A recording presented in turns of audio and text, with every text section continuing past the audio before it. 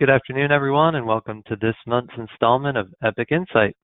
This is Brian Lenz, Director of Sales and Strategic Partnerships at Epic Retirement Plan Services, and I'll be your host and co-presenter for today's Cash Balance Refresher session. Joining us today to ensure that you are cash balance savvy is Matt Pine, who joined the Epic RPS team in the fall to head up our defined benefit practice as the Director of Retirement Plan Consulting.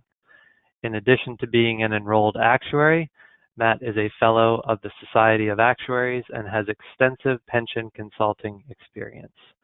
He comes to us from one of the world's largest actuarial consulting firms, where he was a lead consultant and senior advisor. We're excited to have him lead our defined benefit and actuarial services teams from our Portland, Maine office. As a quick reminder, you will be muted throughout the call today, but we'd love to field some of your questions as we wrap up here at around 4:30. So without further ado, Matt, take it away. Thank you, Brian, and good afternoon, and thank you for joining us this afternoon. Cash balance continues to be a compelling retirement plan option for thousands of sole proprietors and small business owners. We have seen the popularity of cash balance plans explode over the last decade, and suffice to say that as long as high-income earners are looking to defer taxes and put money away from the IRS, we expect the trend to continue. Today's presentation will hopefully equip you to be able to have conversations about cash balance plan and recognize opportunities and prospective clients who may be interested in cash balance. We're going to cover the basics and then go over a case study. So one of the characteristics of cash balance that is unique is the concept of a hypothetical account balance. With defined benefit plans, there are no individual balances like a defined contribution plan, but the benefit is expressed as if there is one. So it's much easier for participants to understand their benefit. And you can see the illustration on the screen, a typical example of a cash balance benefit. You'll see the balance at the beginning of the year grow by a stated pay and interest credit during the year. Another common characteristic of cash balance plans is the portability and the availability of a lump sum payout at termination or retirement. So participants are able to elect to receive their benefit, the amount that they see annually on their statement, and take that money and roll it into an IRA and have that money managed on a pre-tax basis along with any other assets they've accumulated in their defined contribution plan. So those characteristics have made cash balance extremely popular and by far the most common defined benefit plan that we've seen over the last 10 years. Because these plans are defined benefit, the contribution is not as simple as the pay credit. Although typically you would expect the contribution to be around the pay credit, it's much more complex, and those calculations are performed by the actuary. Typically, an actuary will provide a plan sponsor with a range of contributions, which provides some additional funding flexibility to the plan sponsor.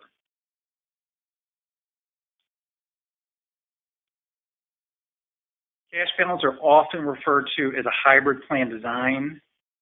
With the account balance concept, it's much more easily identifiable as a defined contribution plan, but in reality, it is a defined benefit plan, and there are certain characteristics of defined benefit that are worth reviewing that are highlighted on this page. So all defined benefit and cash balance plans are based on a stated formula, and they're definitely determinable. They're not influenced by the rate of return on plan assets, and typically they're stated at the beginning in the plan design phase, and they're not adjusted unless some drastic situation occurs. As a result, actuarial calculations are required to make sure that the funding levels are maintained and are sufficient to pay out benefits. Additionally, with all defined benefit plans, an annuity option has to be provided when a participant elects to receive their benefit. Although with cash balance design, it's very uncommon to see participants elect an annuity benefit. PBGC coverage is provided in some pension plans. For many of those that are interested in cash balance that have fewer than 25 participants or benefit-only owners, those plans are exempt from PBGC coverage. Where PBGC coverage comes in typically is with plans that benefit more than 25 participants. It's important to understand, but typically, even if a plan is covered by the PBGC, it doesn't impact the value proposition of cash balance. And then finally, the underlying benefit is not impacted by investment return. Typically, what you'll see in a cash balance plan is a stated investment return of 4 or 5%. To the extent you earn more or less, it won't impact the benefit. So, what makes cash balance so appealing? Tax benefits. Any other advantage is really secondary to tax, but cash balance creates a very compelling opportunity to put away dollars pre-tax, and sometimes the deductions can be startling as to how high they are. As previously mentioned, the dollars can be rolled into an IRA when taken. In addition, cash balance can be flexible. These are typically not off-the-shelf plans, but usually the actuary will work with the plan sponsor at the onset to design a plan that meets their needs. And then finally, like all ERISA plans, cash balance is protected from creditors.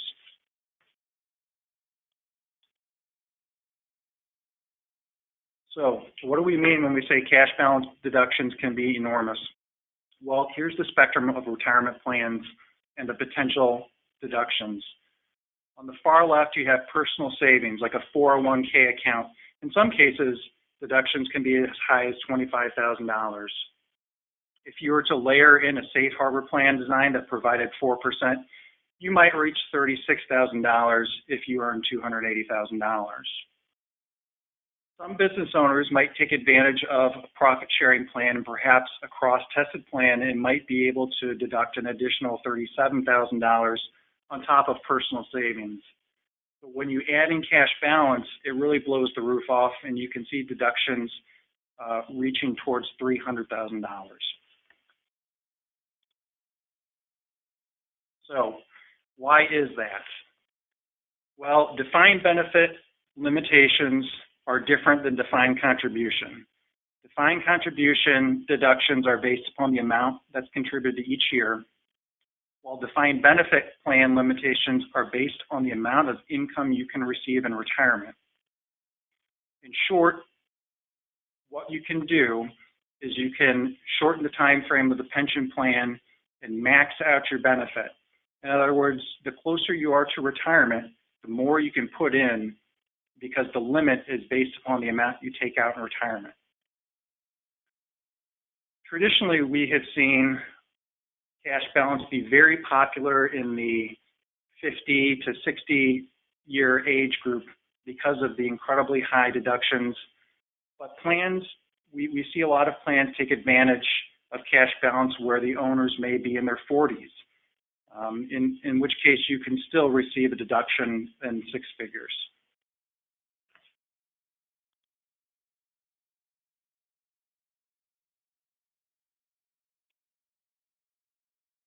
So with personal income tax threshold rates reaching close to 40%, it would stand to reason that sometimes the deduction would be about 40% of the contribution. Well, the Tax Cuts and Jobs Act of 2017 changed the calculus a little bit. As you know, that tax reform reduced corporate income taxes to about 21%. However, the impact on small businesses, which are often the companies that are interested in cash balance, is not quite as dramatic. In fact, in some cases, it has created an incentive to adopt cash balance. The qualified business income deduction that was created as part of the Tax Cuts and Jobs Act has created an incentive for some plan sponsors to put more money into cash balance or defined contribution plans to lower their income to be able to take advantage of a tax credit. In short, the tax situation of many plan sponsors can be complex, and as actuaries, we are not tax advisors. When in doubt, reach out to the plan sponsor or their tax accountant. We also have a webinar that was provided in August of 2018 that provides some examples on how tax reform impacts cash balance.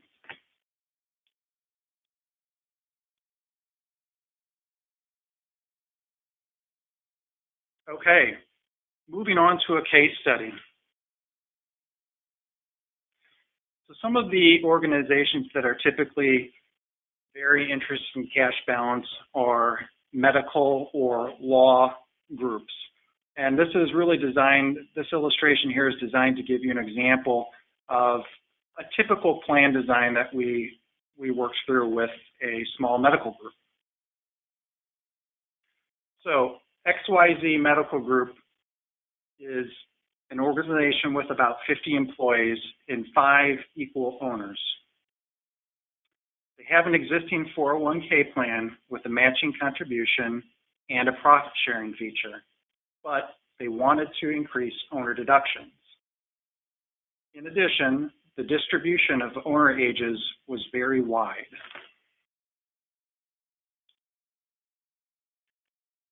So here is what their current plan looks like. Their profit sharing plan provides about $98,000 to the employees and $185,000 which benefits the owners. The matching contribution provides $27,000 to employees and $28,000 to the owners.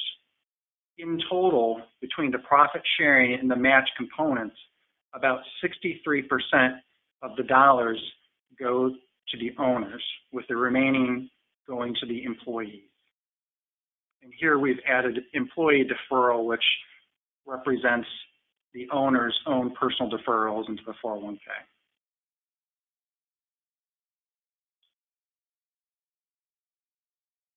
Based on the owner's objectives, which is to maximize their deductions, we recommended the following plan formula. Implement a cash balance plan with maximum allocations to each of the owners based upon a set credit each year. Continue to offer the profit sharing discretionary contribution. This is a cross-tested plan that provides the owners with the maximum amount of profit sharing permitted. And also replace the match contribution plan with a safe harbor 3% non-elective contribution. Even though this slightly decreased the defined contribution benefit, we knew that many of the employees would be getting a cash balance contribution as well. So here's what the plan looked like. The 5 equal owners received pay credits ranging from $210,000 to $70,000. I mentioned earlier that the owners had a wide distribution of ages, and one of the owners was in their late 30s, which you can see it would be the one who is receiving $70,000, all the way up to the one owner who is in their 60s. The other employees each received a $1,000 pay credit. Overall, the profit sharing piece provided about 7.25% to the remaining employees. And this piece made sure that the plan was non-discriminatory under the rules of non-discrimination testing for combined cash balance defined contribution plans. So here's what the recommended plan looks like. The cash balance benefit primarily benefits the owners. 94% of the dollars made to the cash balance plan go directly to the owner pocket. Between the profit sharing and the non-elective contribution, 60% of the dollars benefit the owners directly. And then finally, the employee deferrals remain the same in this scenario. Overall, the total contribution that remains with the owners is 85%. In total, the number of dollars that went towards the employees, the increase in benefit, is about $38,000, while the increase in deduction and benefit for the owners is $663,000. If you consider that there may be a 40% tax deduction on those dollars contributed, that represents about $250,000 in deferred taxes. So typically, you see similar sorts of scenarios where the additional tax savings from cash balance can offset any increase in employer dollars. But the non-discrimination rules typically, when adding a cash balance plan to a already existing profit sharing or 401k plan, will result in some additional dollars going to the employees.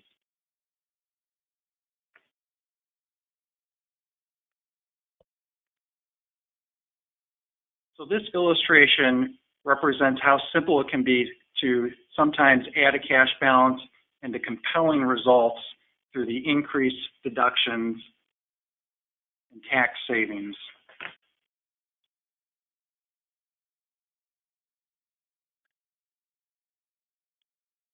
So with that, I'm going to turn it over to Brian to talk through how you can get started with cash balance. Thank you, Matt. Obviously, that can be some complicated stuff, but at Epic, we're always trying to make it as easy as possible for you and really do the heavy lifting on the cash balance side. Just want to that end, kind of take a look at a few of the nuts and bolts. But before I do that, based on some of Matt's commentary, you might get a sense of who might be a good candidate for a cash balance plan. I've thrown out a few examples here. Basically, one would be a plan sponsor that wants to defer more than $62,000 annually, or one where employer contributions in that plan are greater than employee. That's kind of a something to look for to trigger you to introduce the cash balance concept. Another simple one are professional services firms with owners who are 50 or older and maxing out contributions. As Matt showed, that that age gap in owners versus employees can really benefit the design of a cash balance plan. And then finally, whether we write them as cash balance plans or more traditional defined benefit plans, we're seeing a lot of action with sole proprietors who are making more than about $150,000 annually, and again are looking to put away tax-free money. So, long story short, when in doubt, run it by your sales consultant or relationship manager at Epic. We are happy to take a look, add some kind of off-the-cuff commentary, and then kick it over to Matt's team for a thorough study. We do those complimentary if you have a serious candidate, and we can gather information from you very efficiently via a web form that we put out there. So don't hesitate to run any situations by us, and we're happy to consult on any of those occasions.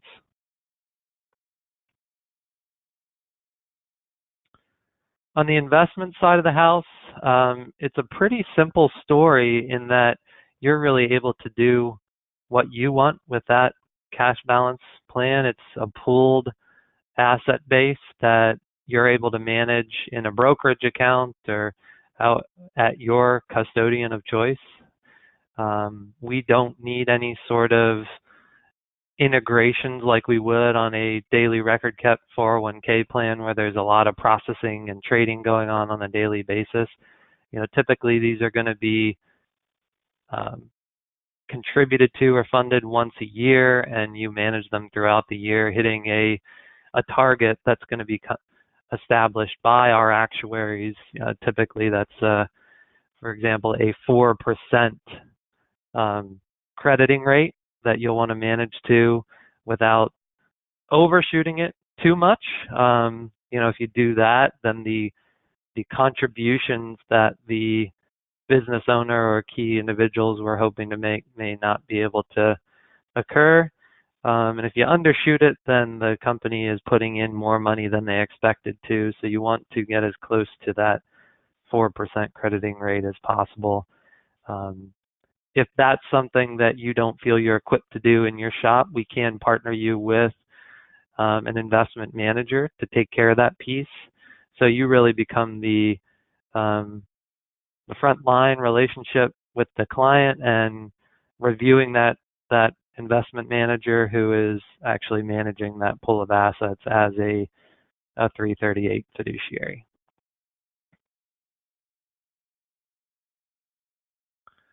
And then just some deadlines to throw out early so you can start planning ahead. For a 2019 plan, technically we just need to have it established by the end of the year, but we do need a little bit of lead time on those, and sooner is of course better to beat the rush of year end.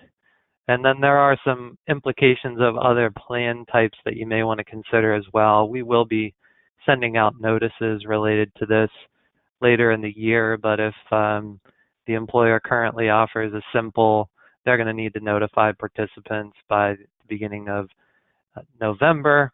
If they want to start up a safe harbor plan in 2019, they're going to have to do that in October at the latest.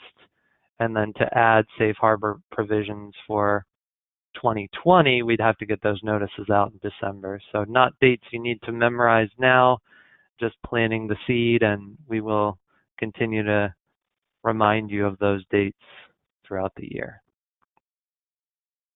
Another note on the actual implementation of this is that we do post cash balances for participants that we're record keeping. So if you have a combo plan with Epic, 401k on our daily platform, and a cash balance plan as well, we are going to post that annual participant balance for the cash balance plan in our Go Retire participant web, so they are able to see both balances. Unlike a 401k plan, of course, that participant is not making any sort of deferral elections or investment elections on the cash balance side. It is simply going to be a kind of a referenced balance. They're not going to actually be able to transact on that in any way. And with that, we of course thank you for your partnership, and we'll spend a couple minutes here taking questions if any of you have them. So feel free to enter those in the GoToWebinar questions panel right now, and we'll take a look at that. Matt, we've got one for you. When combining defined contribution and cash balance, does the employer profit sharing contribution offset employer contributions to cash balance, or vice versa?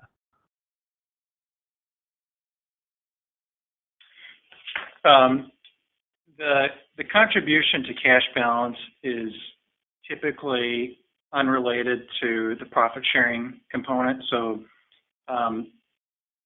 generally, the cash balance will be on top of whatever's done in the profit sharing plan and somewhat independent. Okay. And then just got a general question about sales strategy for cash balance plans. Let me go back to identifying candidates. Obviously, first and foremost, take a look at your book of business. And if you want to share details with us, again, we're happy to help. But if you see any of this in your book of business, or even just any business owner that you work with that wants to put away more money, it's worth having the conversation. And another angle, as Matt kind of touched on earlier, is typically these organizations are going to be working with accountants or other tax professionals. Those can be great advocates and centers of influence once you kind of show them that you have a great solution for cash balance, or just a solution for putting away more money tax-free. they will start to open up their books of business to you, and those can turn into really fruitful partnerships.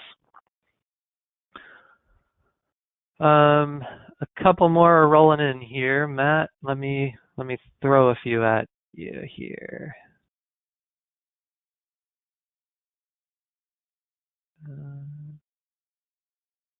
Can you include a non-owner key employee in the cash balance plan?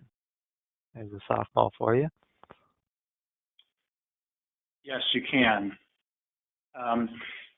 There's a question of whether it becomes PBGC coverage if the plan only benefits owners, but yes, you can include anybody in a cash balance plan. And Matt, would you say more often than not you are including many employees in a cash balance plan to make the combined plans work, correct? Yeah, that's right. So just like how 401k plans have coverage testing rules to make sure they benefit enough non-highly compensated employees, the same rules apply to defined benefits. So you have the same discrimination testing. The more highly compensated employees that you have in your plan that don't want to take advantage of cash balance, the more options you have. But to the extent you have a lot of highly compensated employees, for example, doctors or lawyers, that's when you need to be careful, and you could potentially run into discrimination testing.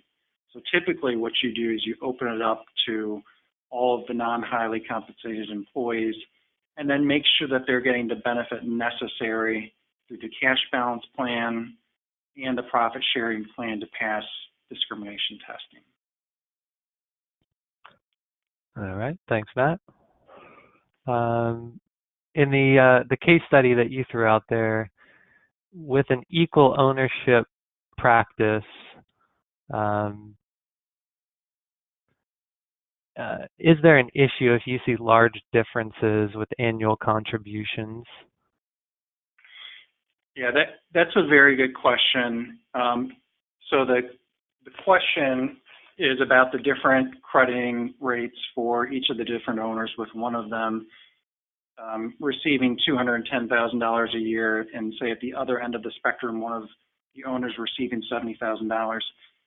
Typically, these organizations will have an agreement outside of the pension plan that stipulates what each owner is entitled to out of the plan.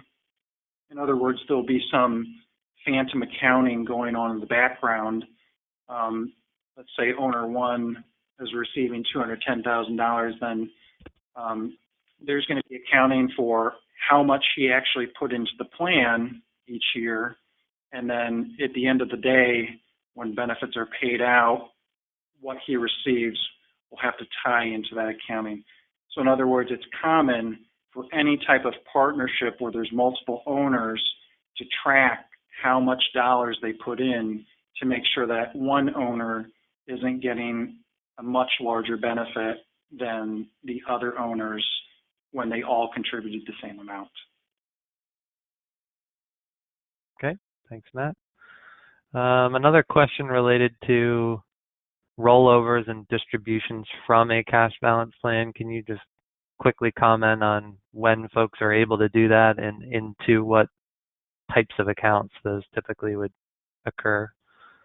Yeah, it's typically at retirement or at termination, and so oftentimes plans will allow an employee who may have a vested benefit who decides to leave the company to take that money and take it out of the pension plan. And the standard would be to roll it into an IRA. It's ultimately the participant's choice where they roll it, but more common than not, it would go into an IRA so that you would avoid the tax penalty. Great. A couple more good questions for you, Matt. One is the 3-year vesting schedule a regulatory requirement or a best practice, or just something that works well with designs? It is regulatory. So vesting, there used to be longer periods to vest benefits, but PPA changed the rules for cash balance, and that was the point where the rules changed so that vesting could be not longer than 3 years. You can do immediate vesting, but there's nothing permitted that's longer than 3 years for cash balance. All right, thanks. And I don't think you touched on this in your discussion, Matt, but can you talk a little bit about the commitment to starting a cash balance plan and what that sponsor should be expecting as far as minimum term of running the plan? Yeah, that's a great question. You might think of two different requirements, although they're not set in stone. And one would be somewhat stable income. Typically, you wouldn't want to start a plan like this unless you anticipated that you would be able to make the required contributions. Now, if something changes, you can amend the plan, but generally, you would want to know that you have stable earning income potential. And then as far as the duration of the plan, oftentimes 10 years is about the period of time that you can run these plans. There are certain reasons why you may not want to do it for a few years. The IRS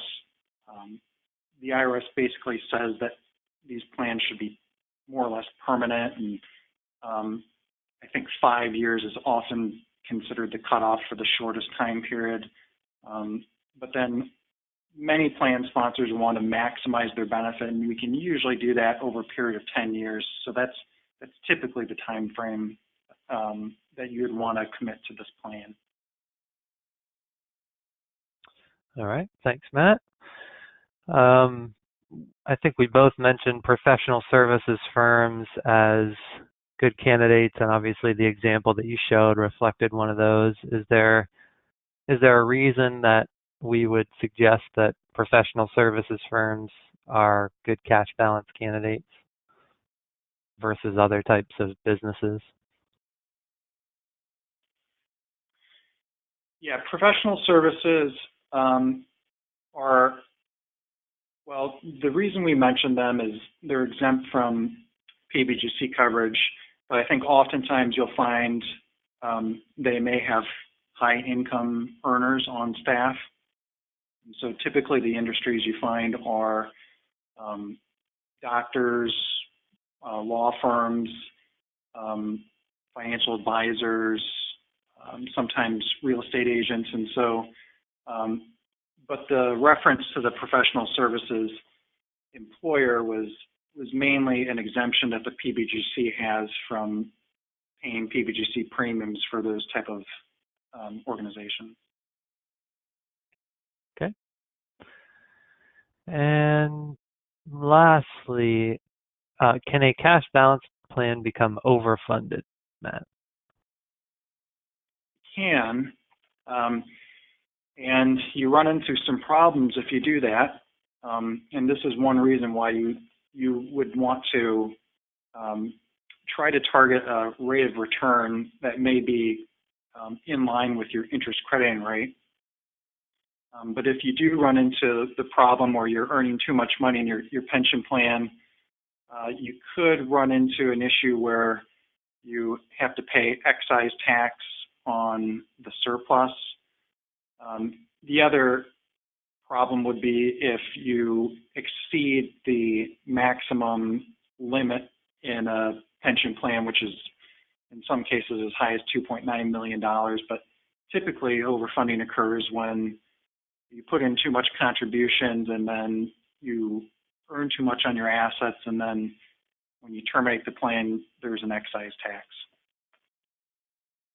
So it's very rare that you find yourself in such an overfunded position that you encounter that, because you can usually scale back on the investment risk or contributions in advance. Right.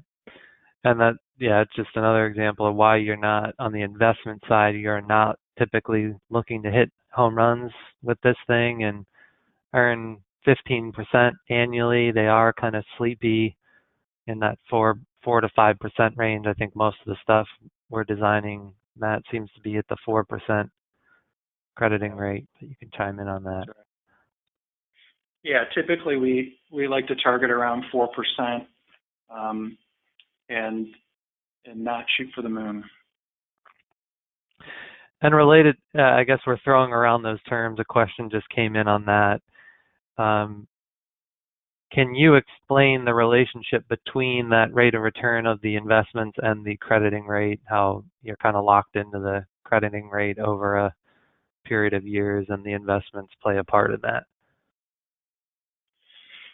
Well, the investment, you're locked into the crediting rate at the onset, and so you'll typically define the pay credit and the interest credit annually, and the actuary can then calculate liabilities. The assets are really completely separate.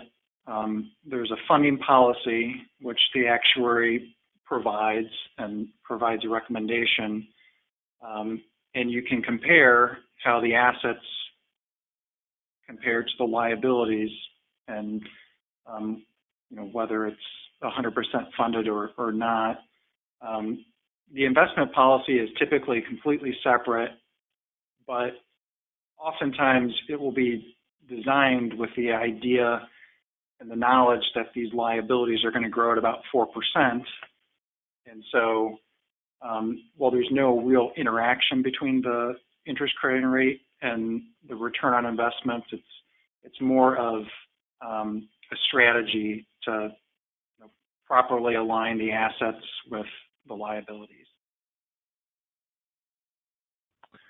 All right, and I spoke too soon on questions. We had another one come in. Does the sponsor maintain two separate plan documents if they're offering a 401k and a cash balance plan? Yeah, they're entirely separate plans with separate plan documents and separate reporting requirements, although for the most part there's a lot of similarities between the two. They'll have separate discrimination testing as well. Okay. And to address a couple of questions that came in related to this, we will send out a recording of this presentation if you want to share that link, as well as a copy of the presentation for anyone who'd like it. And if you want any more details, if you'd like to run studies, get pricing, that sort of thing, please do reach out to your Epic RPS sales consultant or relationship manager, and they can take the lead on working with Matt and his team to lock that in for you. Matt, appreciate your time, and thanks to all on the phone for your partnership and for tuning in today. Take care.